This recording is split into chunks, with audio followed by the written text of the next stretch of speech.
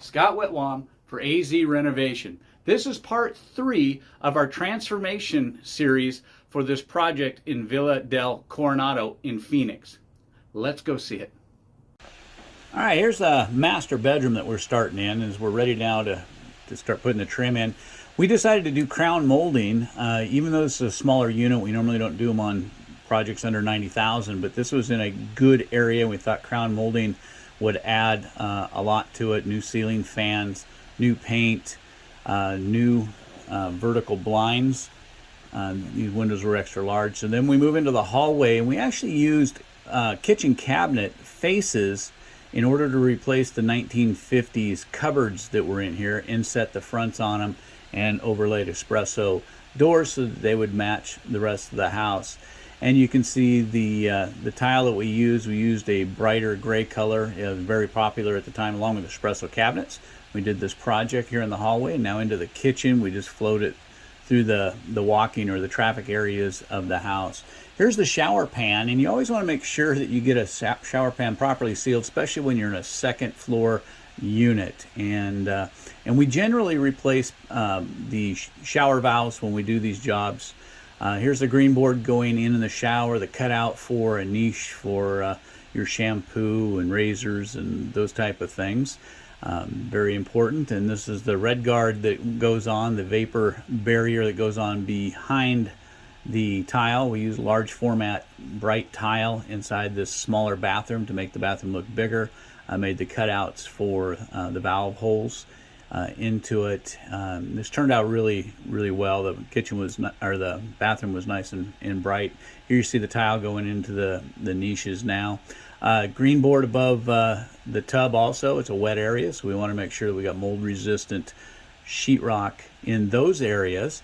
And the valves you cut out to make sure they go in. Seal all that very well so that you don't have any water issues. Here's the toilet going in. The toilet base back in the little cubby that it sat in this house. Wasn't a lot of space, but we did a tile wrap. And then espresso vanity. This is actually a custom-made vanity. It's manufactured home width. It's 2 inches narrower than a standard vanity. If you remember from the number 1 of this series, we talked about the door being a special need. The vanity had to be a special size also, and then we had the granite cut to fit, sink to go into it. Tile all the way out into the dining room. We did brushed nickel fixtures, and again we did crown molding in the dining room and the living room area. It's the living room getting ready to receive carpet. You can see the crown molding in there. We use larger format baseboard, a darker carpet to offset the lighter tile.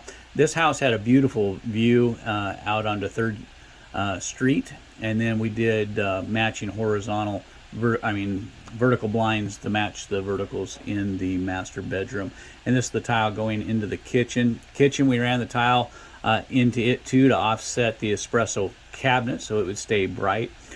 We used espresso cabinets. They matched the carpet, and they were a very good contrast to the tile. So you can see the cabinets going in. This can be a real time to be creative because not all spaces are the same. You got to make sure you get your layout properly done, and then use your spacing properly. Here's the granite countertops cut, ready to start being installed in the kitchen. And here we have granite countertops going in.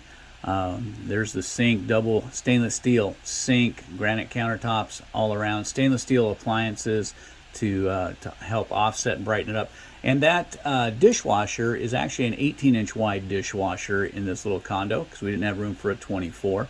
We can see the backsplash going in now. You know, you don't have to worry about everything being perfect as you're doing it. You know, you'll have time to clean up and to make all your trim outs. Garbage disposal, we had to get a shorter garbage disposal to give some room under the counter.